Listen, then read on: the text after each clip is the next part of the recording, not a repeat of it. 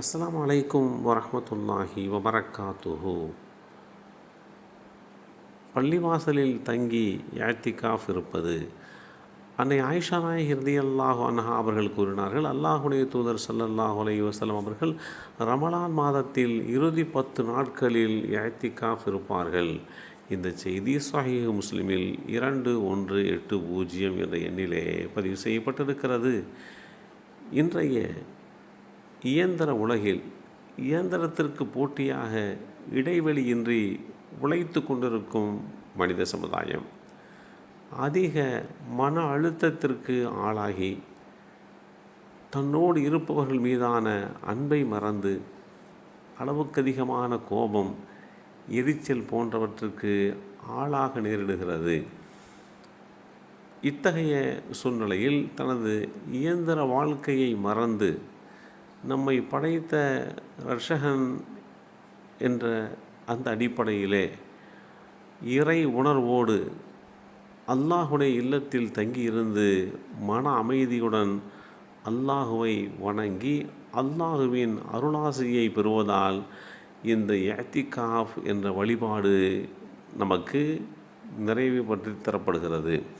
எல்லா வகையான உலக தொடர்புகளை விட்டுவிட்டு பள்ளிவாசலிலேயே தங்கி நோன்பிருந்து அல்லாஹுவை நினைவு கூர்ந்து வழிபாடுகளில் ஈடுபட்டு அல்லாஹுவை தவிர வேறு எதற்கும் மனதை ஆட்படுத்தாமல் சில நாட்கள் இஅ்திகாஃப் இருந்து பார்த்தால் அதனுடைய தனித்துவமே மேன்மைக்குரியது.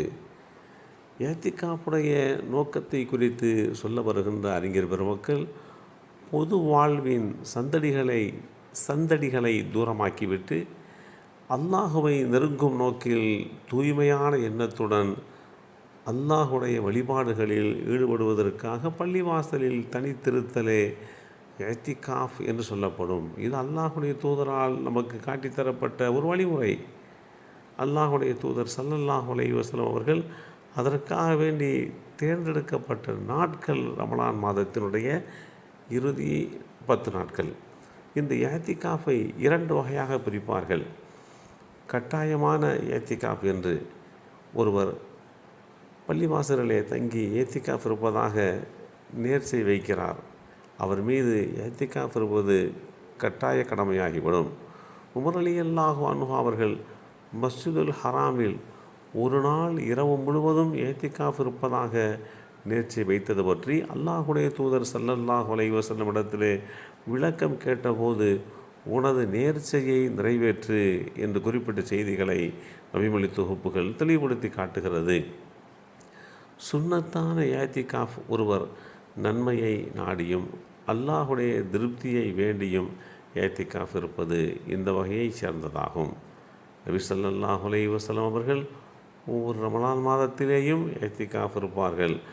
அவர்கள் வஃபாத்தான மரணிட்ட வருடத்திலேயே 20 நாட்கள் இஅ்திகாஃப் இருந்தார்கள் என்கின்ற செய்தியும் நபிமொழி தொகுப்புகள் தெளிவுபடுத்துகின்றன.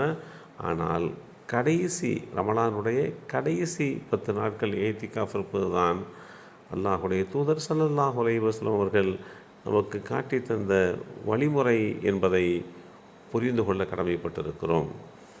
இஅ்திகாஃப் இருக்கக்கூடிய எண்ணம் கொண்டவர்கள் அதற்காக வேண்டி தங்களை சித்தப்படுத்தி கொண்டு தங்களுடைய பணிகளையெல்லாம் ஒதுக்கி வைத்துவிட்டு இந்த இஅ்திகாஃபுடைய நாட்களிலே தனக்கும் தன்னுடைய இரட்சகனுக்கும் மத்தியில்தான் எந்த விதமான தொடர்பும் இருக்க வேண்டும் என்கின்ற ரீதியிலே அந்த இஅ்திகாஃபை அமைத்து கொள்ள வேண்டும்.